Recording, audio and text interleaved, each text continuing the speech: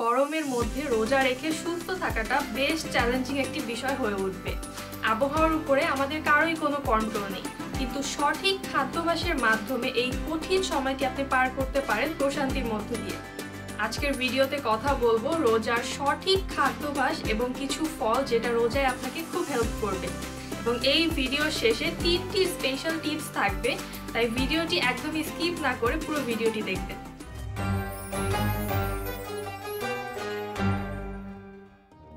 সারাদিন রোজা রাখার পর স্কিন হাইড্রেটেড রাখতে ইফতারিতে যা খেতে পারেন তা হলো টক জাতীয় ফল, যেমন লেবু, কমলা, জাম্বুরা এবং মাল্টা।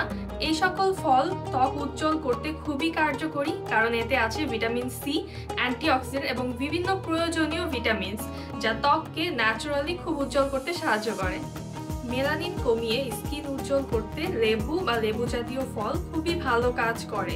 হজমের সমস্যা থেকেও আমাদের ত্বকে অনেক প্রতিক্রিয়া হতে পারে। লেবু পানি আমাদের পরিপাক তন্ত্রকে সুস্থ এবং সচল রাখে, তাই ইফতারিতে সবসময় লেবু বা লেবু পানি খাওয়ার চেষ্টা করুন।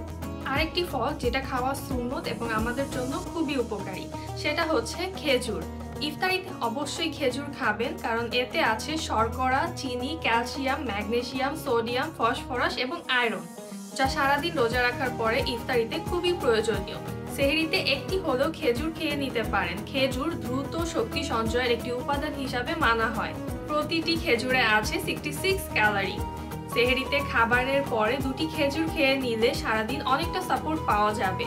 তাছাড়া খেজুরের উপকারিতা আমাদের ত্বকের জন্য অনেক রয়েছে। খেজুর ভিটামিন সি এবং ডি এর চমৎকার একটি উৎস, যা ত্বকের ইলাস্টিসিটি বজায় রাখতে সাহায্য করে এবং ত্বককে মসৃণ রাখে। এতে আরও আছে অ্যান্টি এজিং প্রপার্টিজ এবং এটি মেলানিন হওয়া থেকে রোধ করে। ইফতারিতে দই চিড়া খেতে পারেন, কারণ দই একটি ঠান্ডা খাবার, যা আপনার হজম ক্রিয়াকে সচল রাখবে এবং অ্যাসিডিটিও কমাতে সাহায্য করবে। প্রতি 100 গ্রাম দইয়ে 257 ক্যালোরি থাকে। খাদ্য তালিকায় সব ধরনের খাবার থাকতে হবে।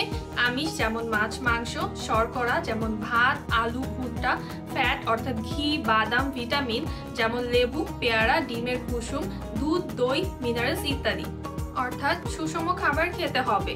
ফাইবার জাতীয় খাবার যেমন ওটস, ছোলা, মসুর ডাল, মটরশুঁটি, অ্যাভোকাডো এবং লাল আটা। এই খাবারগুলোতে ক্যালোরির মাত্রা খুব কম থাকে, তাই হজম হয় খুব ধীরে ধীরে। এতে করে আপনার ক্ষুধাটাও লাগে অনেক সময় পরে, এবং এই খাবারগুলো রক্তে চিনির পরিমাণ একদমই বাড়তে দেয় না। অনেকেই আমরা সেহরিতে মনে করি যে সারাদিন যেহেতু খাবো না, সেহরিতে খুব বেশি বেশি খেতে হবে। এতে করে আপনার হাইট এবং ওয়েটের অনুযায়ী আপনার ক্যালোরি গ্রহণের যে মাত্রা সেটি বাড়িয়ে যায়, এবং এই পবিত্র রমজান মাসে অনেকেই দেখি মাস শেষে ওজন বাড়িয়ে বসে। সারাদিন খেতে পারবো না বলে একদম ইচ্ছা মতো সেহরিতে খাওয়া যাবে না।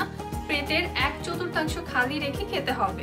ইফতারিতে ভাজা পোড়া না রেখে রাখতে পারেন কাঁচা ছোলা, কারণ 25 থেকে 30 গ্রাম কাঁচা ছোলায় প্রায় 100 ক্যালোরি থাকে এবং ফ্যাট থাকে মাত্র 5 গ্রাম, যা আপনার রক্তে চর্বি কমাতে সাহায্য করে এবং অল্প খেয়ে নিলেই অনেকটা শক্তি পাওয়া যায়।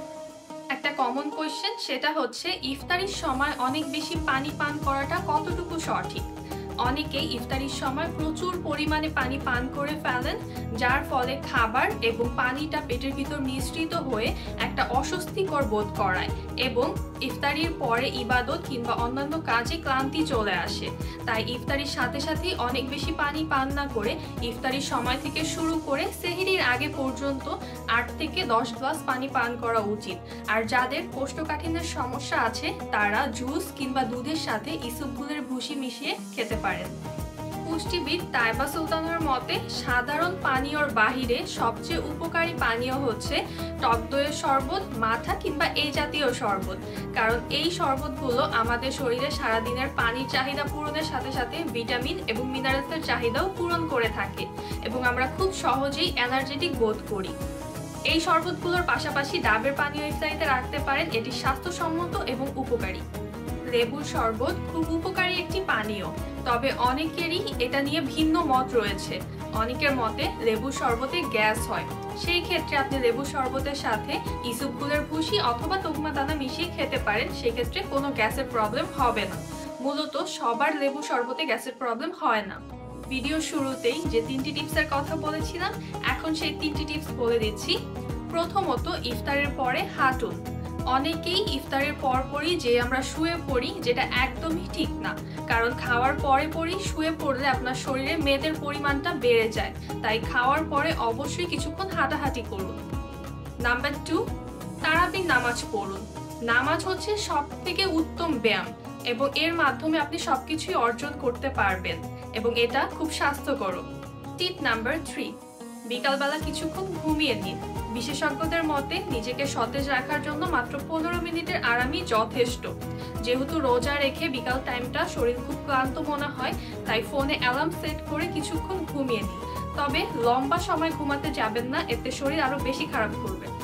আশা করছি আজকের টিপসগুলো আপনার কাছে উপকারী মনে হয়েছে এবং যারা এই টিপসগুলো দ্বারা উপকারিত হয়েছেন অবশ্যই কমেন্ট বক্সে জানাবেন।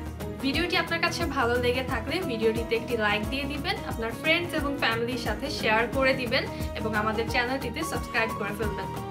নেক্সট টাইম কোন বিষয় সম্পর্কে ভিডিও চাচ্ছেন সেটাও কমেন্ট বক্সে জানাতে পারেন।